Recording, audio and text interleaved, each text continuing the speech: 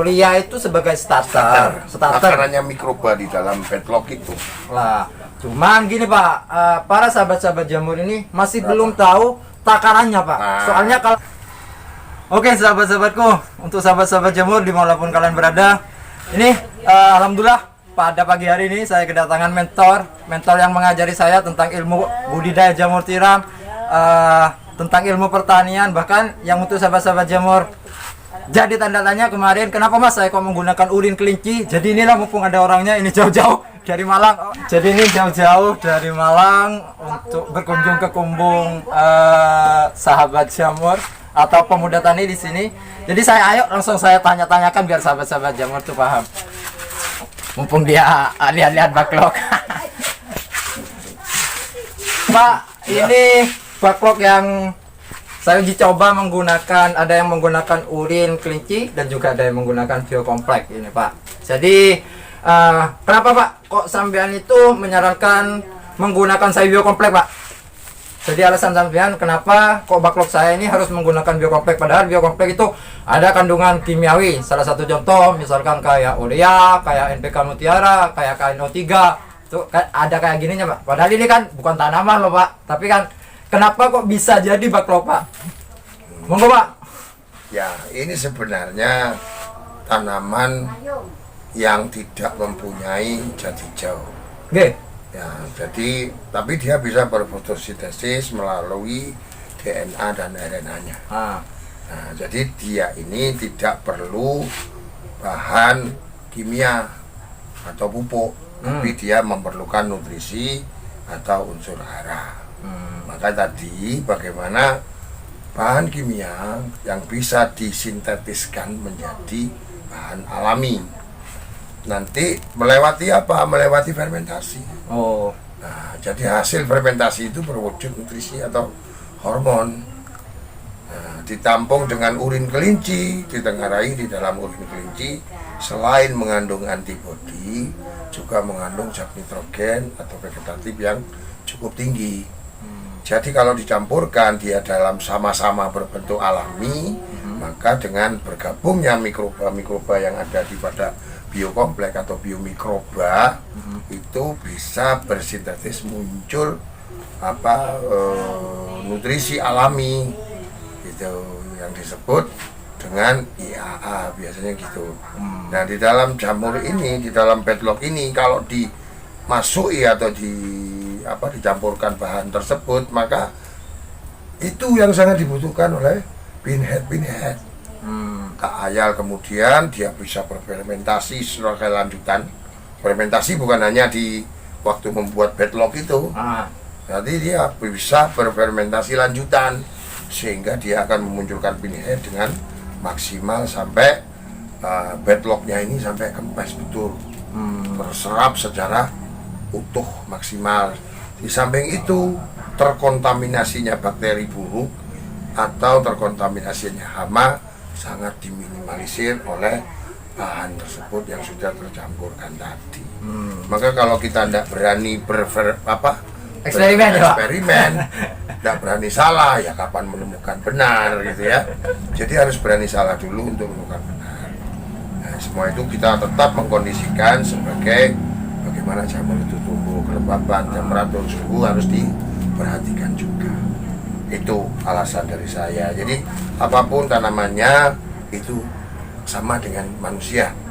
Ya itu walaupun makan nasi tapi tetap yang dibutuhkan oleh manusia adalah bahan karbohidrat, protein.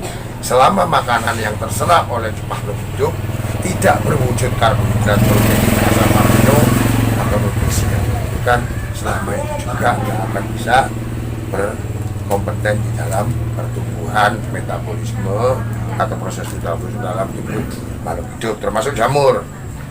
Jadi jamur ini bisa nanti kalau yang mati-mati itu didorong lewat suntikan, dia mengalami fermentasi.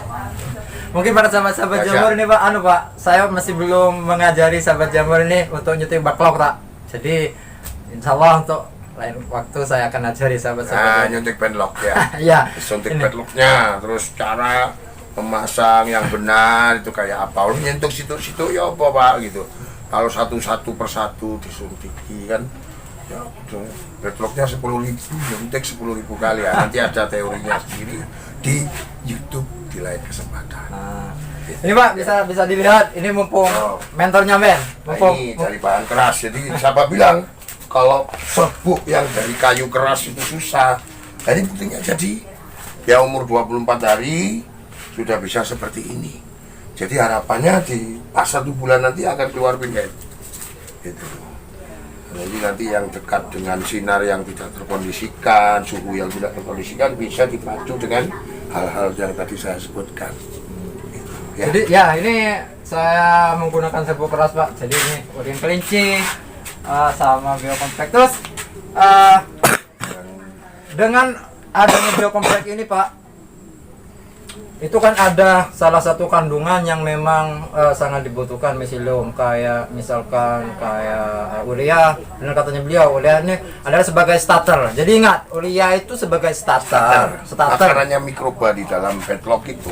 Lah, cuman gini Pak, para sahabat-sahabat jamur ini masih belum tahu takarannya Pak. Soalnya kalau kebanyakan itu biasanya jamurnya tuh basah Pak. Ya, jadi ini urea karena sebagai fungsinya sebagai makanan, bukan penyubur, tapi makanan daripada mikrobia. Ini paling banyak diberikan adalah 10 ya dari volume. Jadi kalau 1 kilo dalam 1 bedlock, 1/10-nya adalah 10 gram. Ya, jadi kalau 1 kintal bedlock, 1/10-nya hanya 1 kilo. Itu pun tidak boleh diberikan tiap hari. Itu bisa diberikan selama musim itu 3 kali. Dipakani, berarti dikasih makan gitu ya.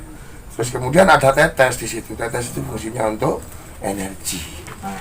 Untuk energi. Jadi semua di dalam tubuh bedlock ini bisa bergerak kalau ada energi. Sebagai bantuan tetes itu paling murah meriah itu pakai tetes. Bisa dijelaskan Pak, apa tetes itu Pak? Soalnya tetes itu mulases. Ya, mulases ya. Atau limbah dari proses pembuatan gula kristal di pabrik gula. Jadi seperti itu paling murah. Gitu. Kalau kita beli pakai gula biasa Pak bisa.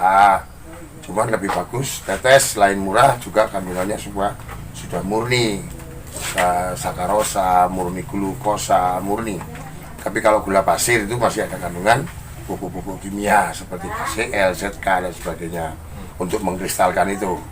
Ada lagi yang pakai bahan fermentasinya pakai bir, pakai aren, pakai tua, itu bisa. Cuman berapa banyak yang dibutuhkan dan berapa uangnya gitu.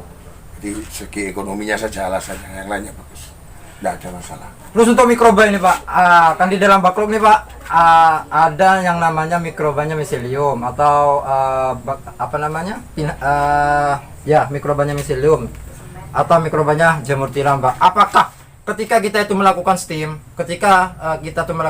apakah itu tidak mengganggu terhadap jalannya miselium? Misalkan kalau kita melakukan steam tuh ada yang tidak mati di dalam media baklok tersebut Pak. Soalnya kan kita tuh mengaplikasikan ketika waktu kita kompos itu ada mikroba tuh pasti itu Pak, yang aktif ada mikroba. Lah mungkin ada sisa-sisa mikroba yang tidak mati, apakah dia tidak berbahaya Pak? Nah ini saya terangkan lagi, mikroba itu bukan jamur, bukan virus, bukan bakteri, tapi mikroba ini nama komponen kumpulan dari bakteri, jamur, virus, dan protista. Mikroba ini tidak bisa mati. Dia berhenti beraktivitas kalau kondisi tidak memungkinkan. Bila kondisi memungkinkan, dikondisikan seperti bedlock ini, maka mikroba ini akan keluar berbentuk jamur, berbentuk bakteri, seperti yang Anda lihat di bedlock tersebut. Ini, jadi dia membutuhkan nutrisi, bukan pupuk untuk membutuhkan itu. Lah untuk steamer, dia jelas tidak mati, dia berdiam. Stagnan ya Pak? Stagnan.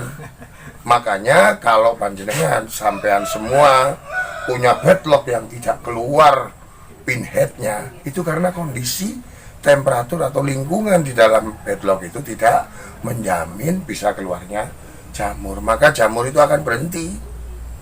Gitu. Kalau dikondisikan, wetlocknya dikondisikan, kandungannya, kemudian temperatur ruangannya sudah dikondisikan, insya Allah dengan cahaya yang juga cukup, nah ini jamur akan keluar dengan baik. Begitu. Jadi marilah kita belajar. Nomor 2 adalah belajar, dan nomor 3 belajar bagaimana supaya memunculkan jamur-jamur yang berkualitas tinggi dan berjumlah banyak, sehingga penghasilan kita menjadi maksimal. Gitu. Oke Pak, terima kasih banyak baca atas ya. ilmunya Pak. Oke. Ini guru guru saya. Oke sahabat-sahabatku, mungkin cukup sekian video kali ini. Ya semoga video ini bisa menginspirasi para sahabat-sahabat jamur yang kebingungan untuk melakukan fermentasi. Memang fermentasi itu sangat penting sekali apabila menggunakan serbuk keras, ini sangat penting sekali. Dan semoga apa yang beliau sampaikan ini banyak bermanfaat terhadap sahabat-sahabat jamur. Dan sampai jumpa di video saya selanjutnya, masih dalam dunia seputar jamur tiram. Salam pemuda tani.